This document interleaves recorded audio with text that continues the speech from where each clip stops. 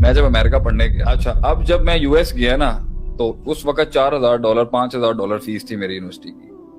یہ back in 98 99 کی بات کر رہا ہوں, 2000 کی بات کر رہا ہوں. تو میں گیا, اس نے پہلے سیمسٹر میں جی انہوں نے مجھے ہسٹری پڑھا دی, ہسٹری آف امریکہ پڑھا دی, گورنمنٹ آف امریکہ کے اصول پڑھا دیے, پریزیڈنسی کے کیا اصول ہوتے ہیں. شیکسپیئر آ گیا, شیکسپیئر آ گیا آگے سے. میں کیا بھائی میں اتنے پیسے خرچ کر کے تہاڈے کول ایتھے آیا بزنس مینجمنٹ پڑھن واسطے, میرے پیو دا بزنس ہے, مینوں بزنس سکھاؤ, بزنس سکھائیں نا آپ ہمیں, تجارت کیسے ہوتی ہے, آپٹیمائزیشن کیسے ہوتے ہیں, سیلز آپٹیمائزیشن کیسی ہوتی ہے, سیلز انہینسمنٹ کیسے ہوتی ہے, مارکیٹنگ سکھائیں نا آپ مجھے.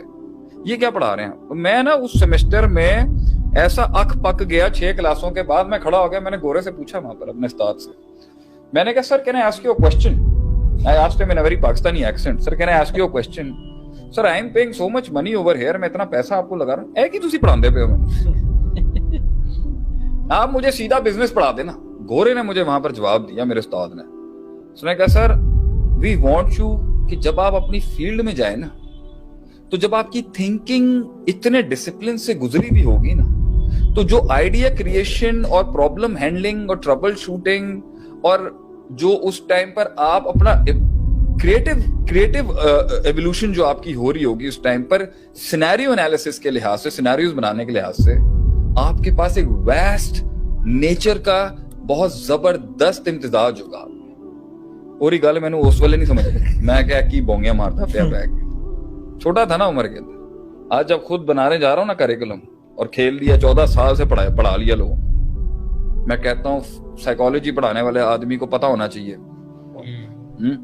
کہ سیلز والے کا کیا کام ہے. سیلز والے کو پتا ہونا چاہیے کہ جورسپروڈنس اور اصول فقہ اور اجتہاد کیا ہوتے ہیں. کیوں یہ سارے ڈسپلن جب ایک دوسرے کو کمپلیمنٹ کرتے ہیں نا, پھر دیکھیں وہ کتنی یونیکنیس کریٹ کرے گا. یہ فائدہ ہے. So the best educational campus, the best educational system would be جس میں اس واسٹ رینج کو کور کی جائے. ایون سکلز کی مارکیٹ کے اندر بھی آپ نے سارے سکلز کو بھی ساتھ لانا ہے, تو اس میں وہ یونیکنیس کسی سبجیکٹس کی ایسی لانی پڑے گی کہ وہ وہاں پر اپنی اس لیے مجھے یاد ہے نا ایک زمانے میں میرے ایک بڑے اچھے دوست تھے, انہوں نے میرا جب سورہ فاتحہ کا ایک دفعہ میں نے ان کے ساتھ ذکر کیا, اور وہ آگے سے بہت زبردست قسم کے ڈائریکٹر ہیں, اور اگر مجھے سن بھی رہے ہیں تو میرا ان کو سلام ہے.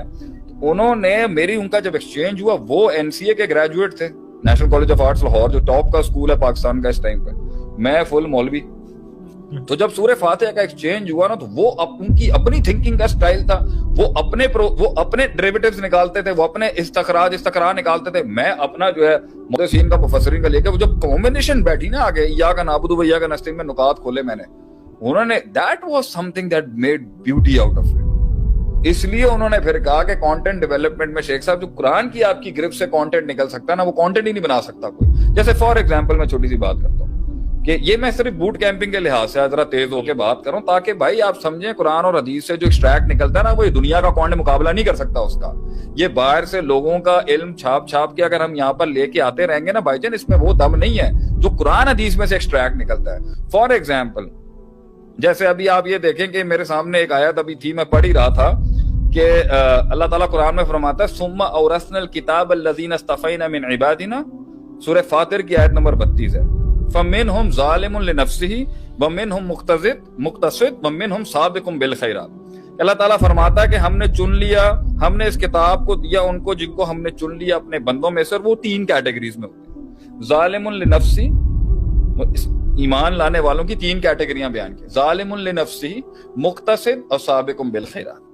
ظالم لنفسی اور مقتصد اور سابق بالخیرات, یہ قرآن نے 3 کلاسیفیکیشنز کی ہیں بیہیویئرل سائیکالوجی کی پرسپیکٹو کے لحاظ سے, کہ سابق بالخیرات وہ ہیں جو حرام کو بھی چھوڑتا ہے, واجب پر بھی عمل کرتا ہے, مینڈیٹری ڈوز اور مینڈیٹری ڈو ناٹس کو ہیں. اب دیکھیں پرسپیکٹیوز دیکھیں تھنکنگ کے لحاظ سے کہ کلاسیفیکیشن کیسی کی ہے, پروڈکٹیوٹی, ایفیشنسی اور یہ ویسٹیج اور یہ فضول کی آپ یہاں سے دیکھیں کہ سابق بالخیرات قرآن نے وہ کیٹیگری بتائی ہے ایمان والوں کی جس کے اندر آپ کے واجبات بھی پورے ہوں گے, مینڈیٹری ڈوز, محرمات کا پورا انکار کیا جائے گا, وہ حرام سے بچے گا, مینڈیٹری ڈو ناٹس.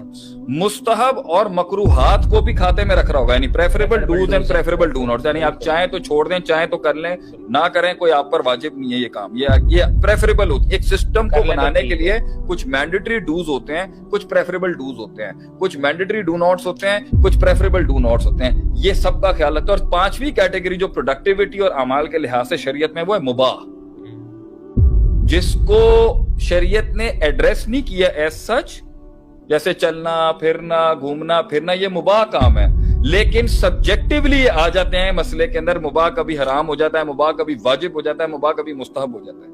چلنا پھرنا کھانا ایکسرسائز کرنا یہ مباح کام ہے, لیکن یہ کسی حد, یہ کسی طریقے سے شریعت کی پانچویں ڈسٹرکٹ بن جاتی ہے آگے سے.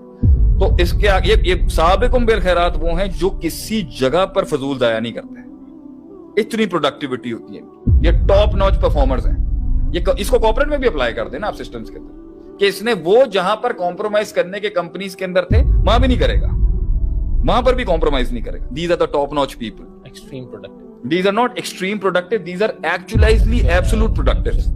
جنہوں نے جس فیلڈ میں بھی جانا ہے نا, وہ اس کے سارے پروز کو دیکھیں گے, اس کے کونس کو دیکھیں گے, اور پھر اس کے بعد اپنا سارا مسل لگائیں گے اس میں. پھر اللہ کہتا ہے مقتصد ہیں, واجب کرے گا, حرام چھوڑ دے گا, مستحب اور مکروہ کے پر تھوڑا ڈھیلا ہے یہاں پر. یہ امام ابن قیم رحمہ اللہ is a great scholar of the 8th century. انہوں نے یہ تقسیم کے اوپر بڑا کلام کیا. اور مباح تو اس نے کھاتے میں نہیں رہنا نا بھائی, اس نے لینا ہی نہیں ہے.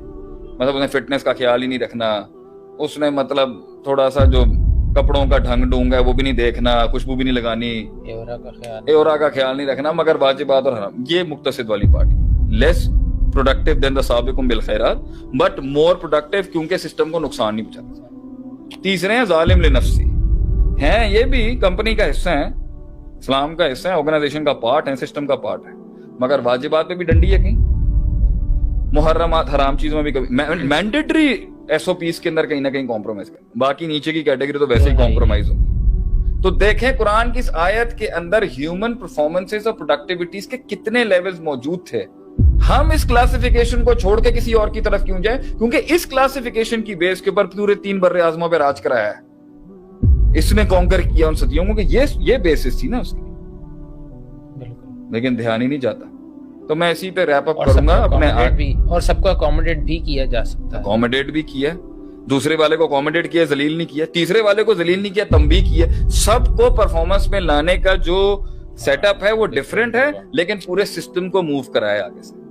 انفرادیت میں تو چھوڑا ہی نہیں ہے کبھی کسی نے, ہماری اسلامک شریعہ کے پرسپیکٹو میں. تو میری ساری چیزوں کے اوپر رکھنا ہے اس ہائی لیول کی سوچ اور انٹلیکٹ پہ جان. کیا کر رہی ہے قوم, کیا کریں لوگ, تلاش کیوں نہیں کر رہے, سوچ کیوں نہیں رہے, ڈھونڈ کیوں نہیں رہے. اور اگر ہمارے والوں کو جب یہاں سے نہیں ملے گا تو پھر کہیں اور جائیں گے, مگر ضائع کیسے کر سکتا ہے. اب یہ ساری سوچیں میں مدح حسن ضائع کیسے کر سکتا ہے. وہ تو کمر اور بستر کا تعلق ختم ہو جاتا ہے جب انسان کی زندگی کے اندر اس کو پتا ہوتا ہے کہ سامنے بربادی اور سامنے آبادی کھڑی ہے. That's how it is.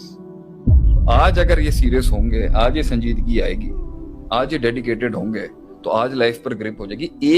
ایک فیسٹ کے اندر صرف اپنے آپ کو کامیاب کر کے سمجھنا کہ جی میں اس میں بڑا ایکسیلنٹ ہو گیا ہوں, اور باقی ساری ڈومینز ماٹھی ہوئی ہیں, چاہے وہ پرسنل ہو, مورل ہو, سوشل ہو, چاہے وہ کسی بھی ایسپیکٹ سے ہو.